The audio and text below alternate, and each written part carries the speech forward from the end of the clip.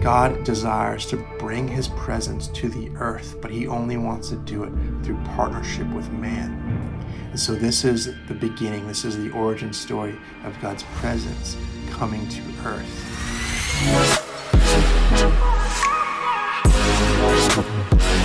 All right, today we're going to talk about the first 5 books of the Bible, known as the books of the law, the books of Moses, the Pentateuch, or most famously, the Torah. These books include Genesis, Exodus, Leviticus, Numbers, and Deuteronomy. The Torah is the foundation of the whole Bible. Everything fundamentally hinges on what is laid as the groundwork for what God has planned for his purposes on earth in both creation and mankind, and then mankind with itself. Written in both poetic and narrative styles of literature, there's many ways we can describe the Torah.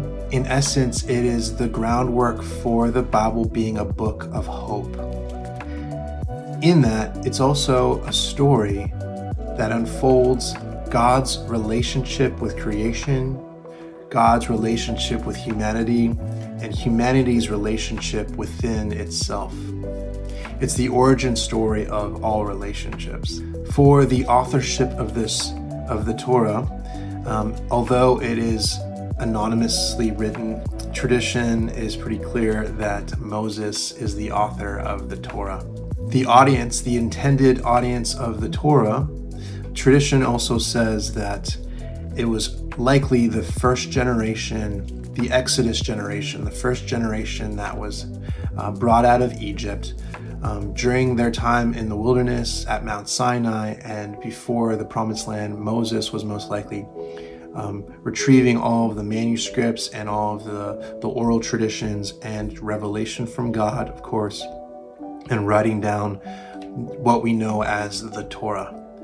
So the audience was the generation, the Exodus generation, and all of the succeeding generations, with the intention to tell the story of the spiritual heritage and origin, continental origin of the people of God, the chosen holy nation of God. So going into book by book quickly, Genesis is all about giving the children of God a sense of their spiritual, as I said, their spiritual and continental heritage, and how to live as a result of their origin, how to live as a result of where they come from and who they are. A major theme within the book of Genesis is its name. Genesis is the beginning, and all throughout the book are stories of beginnings, whether it was the beginning of the world or beginning of the family or beginning of destruction or the beginning of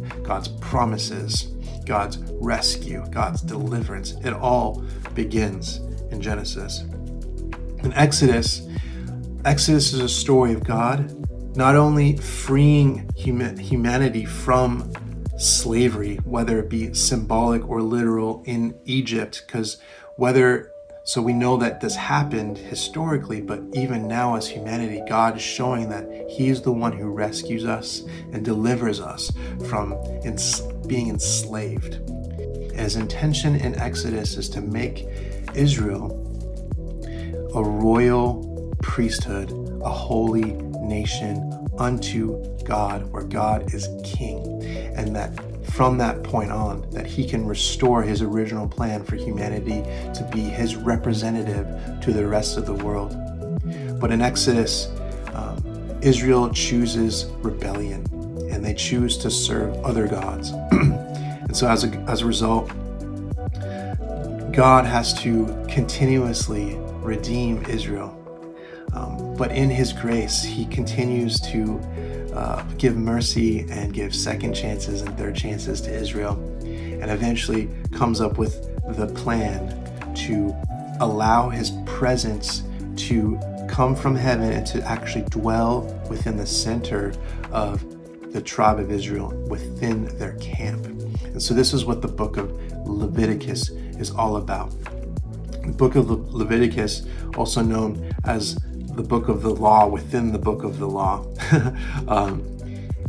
Really though, it's about presenting principles and practices and rituals that will safeguard the people from the very powerful and glorious and dangerous presence of God. God is a supernatural being. And so the fact that he was in the camp, there had to be practices to keep them clean, to keep them holy.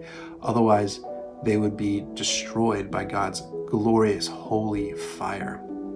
So the law is made to be a vehicle into his presence. It was to enable them to have the holiness to then just be in his presence. And so this is what the principles of the law of Moses are all about, is to maintain a cleanliness and a holiness, a purity before a holy and pure God. So Numbers is all about God taking his people and sanctifying them to the point where they would be ready to believe him, to then take the step of faith to walk into the promised land. But that generation of Israel just could not trust God. They could not believe and have put their full faith in God. They continuously wanted to go back to the safety of their slavery in Egypt. And so there was consequences for that. And the consequence was that that whole generation would have to die off, and God would raise up the next generation led by Joshua to then go into the promised land. The last book of the Torah is Deuteronomy, and this book literally means, like, the title of this book literally means the second giving of the law. So in this book, a lot of what was written in Leviticus and earlier in the Torah is repeated, and it's an opportunity for Moses, the leader, to rally Israel, to prepare them for what it will take for them to enter the promised land and continue being the reflection of God and his holy nation in the promised land, and then out from the promised land to the rest of the world. One key factor in this is knowing that there is a covenant that was made between God and Israel. And this is the Mosaic covenant, the covenant of law. This is what Judaism is mostly based off of. And I would love to go into more detail about the particularities of this covenant. It's called a vassal covenant, where there's a major king who's making a covenant with a lesser king. And so it's not like the covenant that we have with Jesus. This is a different covenant. It's a totally different covenant. But in this covenant, in summary, is that if the people obey the law and obey God and wholeheartedly follow him and his principles, they will experience blessing. This is a promise of God. If you follow me, I will bless you. However, if you break this covenant, if you disobey me, if you turn your heart away from me to other gods, you will experience curses. And in this story, in this Torah, the people of God all cry out with, like, we can go into this in the future, but they cry out and saying, this is what we want. It was a wholehearted decision on both sides. And so the rest of the Bible looks back to this covenant where blessing or curse is actually transpires and happens based on the decisions that Israel makes. So for all the other books in the Bible, it looks back to this covenant. Are you going to follow God and trust him with your whole heart? Or are you going to look away to other gods and the blessings and curses that follow? So in essence, this is what the Torah is all about.